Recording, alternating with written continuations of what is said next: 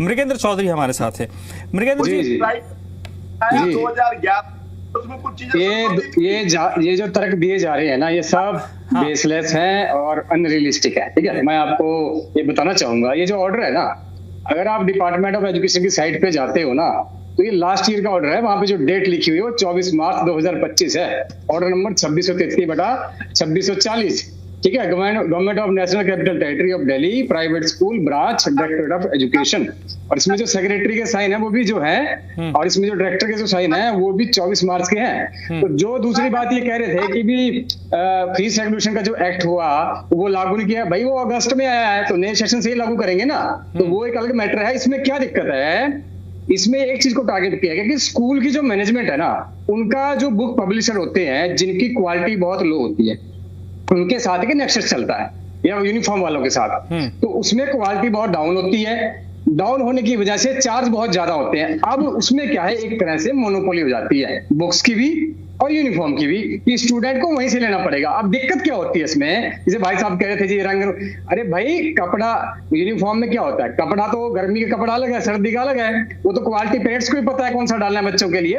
Colour combination तो mention होती है और ड्रेस कोड होता है कि आपने स्कर्ट डालनी है, आपने पैंट डालनी है, आपने सलवार डालनी है, तो वो तो उन्होंने बोला है कि हम मेंशन करेंगे कि ये आपकी वो रहेंगे जो उसके क्राइटेरिया है, वो आपको साइड पे मेंशन करना पड़ेगा। बचना किससे है कि भी घटिया कपड़ा और महंगे रेट में जो मिल रहा है। अब आप, उन्होंने क्या बोला है कि 4-5 का नाम आप दे दीजिए, अगर पेरेंट्स तब भी सेटिस्फाइड नहीं है, वो जहां मर्जी से भी खरीद सकते हैं, तो इसमें कोई गलत नहीं है। दूसरी बात, जो उन्होंने ये भी बोला है, जो बुक्स होंगी उनके अंदर जो सिलेबस होगा या जो भी करिकुलम होगा वो एज पर दी बोर्ड होना चाहिए।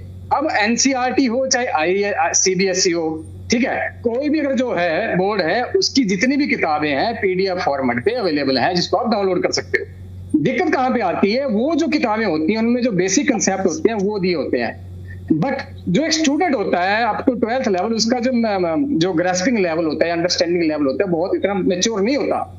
ठीक है, तो क्या करते हैं जो लोकल पब्लिशर होते हैं, कुछ और पब्लिशर होते हैं, वो जो स्टूडेंट के हिसाब से उन कंसेप्ट्स को एलैबोरेट करते हैं, एक्सप्लेन करके बताते हैं। ठीक है, अगर वो रिलायबल ऑथर नहीं होगा जो उस कंसेप्ट को एलैबोरेट कर रहा है, एक्सप्लेन कर रहा है, तो वो गलत मलक लिख देगा, जिससे स्टूडेंट अगर उसको पढ़ता है तो उसको अंडरस्टैंडिंग नहीं आएगी। नंबर 2 बात, अगर वो उसको नहीं पढ़ रहा है तो वो किताब वो क्यों खरीदे, ये इसके ऊपर एक बर्डन है। यानी अगर किताब अच्छी है और महंगी है तब भी नुकसान है, भी सस्ती मिलनी चाहिए ना। और दूसरा, अगर किताब महंगी तो है ही पर बेकार ऑथर की लिखी हुई है, क्योंकि जो पब्लिशर है वो सीधा मैनेजमेंट से जो है टाई अप कर लेता है कि आप मेरी किताब बेचिए, ये भी देखो, क्योंकि इसको मार्केटिंग करने की जरूरत नहीं है। जो बुक्स होती है ना मार्केट में, उनकी जो पब्लिसिटी बनती है वो स्टूडेंट्स ही बनाते हैं। मान लो कोई किताब अगर लॉन्च हुई है तो 2-4 साल में स्टूडेंट्स उसके बारे में ओपिनियन बना लेते हैं कि ये बढ़िया है या गलत है, तो उसके हिसाब से रेफरेंस बेस पे स्टूडेंट्स किताबें खरीदते हैं। पर अगर आपने एक ही किताब उठाई जिसका कोई आपके ऊपर ना किसी स्टूडेंट्स का ओपिनियन है ना टीचर्स का है, आप उसको थोप रहे हो, उसमें क्या लिखा है क्या नहीं लिखा है, स्टूडेंट अगर की समझ में नहीं आएगा तो वेस्ट हो गया। तो वो स्टूडेंट क्या करता है, बाहर ट्यूशन पे दूसरी किताबें पढ़ता है और ये किताब उसकी वेस्ट हो जाती है। तो कहीं ना कहीं इसमें क्या बताया गया है कि जो सिलेबस है वो तो सीबीएसई या आईसीएसई बोर्ड है उसके हिसाब से होना चाहिए।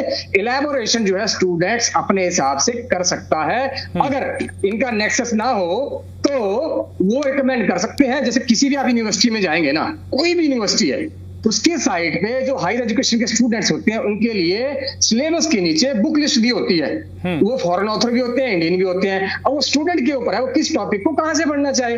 लाइब्रेरी में यही तो होता है, कुछ लोग वहां से फोटोकॉपी भी करा लेते हैं। तो इसमें जो ये हुआ है ये बहुत बढ़िया हुआ है, क्योंकि इसमें एक पे जो नकली पब्लिशर है, दूसरा नकली ऑथर है जो रिलायबल नहीं है। एक आदमी को पकड़ा, उसको थोड़े से पैसे दिए कि आप किताब लिख दीजिए, वो कॉपी पेस्ट करके लिख देता है, और स्टूडेंट जब बेचारा उसको पढ़ता है ना, माता पिता इतने जागरूक नहीं होते हैं तो उसका बहुत नुकसान होता है। इसमें पढ़ाई का नुकसान तो है ही है, पैसे का नुकसान तो ही है, परंतु पढ़ाई का नुकसान भी बहुत ज्यादा होता है। दूसरा, इससे क्या होगा, एक तो रिलायबिलिटी बढ़ेगी, जो ऑथर है जो दूसरे पब्लिशर है उसमें क्या होता है, एक तो इलैबोरेट होते हैं कंसेप्ट, एक्सप्लेन किए होते हैं, दूसरा एग्जाम्पल मैटर करते हैं। पेपर में आपके टाइप ऑफ क्वेश्चन आते हैं, जो एनसीईआरटी में नहीं होते, उसमें कंसेप्ट समझा, उसकी जो एप्लीकेशन होती है वो आपको लोकल बुक्स में मिलती है, जो किसी अच्छे ऑथर की स्टूडेंट स्पेसिफिक जो है लेवल के हिसाब से बनाई होती है। तो ये जो देख करके अगर ऑर्डर आया है तो ये बहुत बढ़िया है, इसका स्वागत जो है किया जाना चाहिए, इसमें कोई गलत नहीं है। सरकार ने पेरेंट्स को फ्रीडम दिया है कि जो स्कूल में जो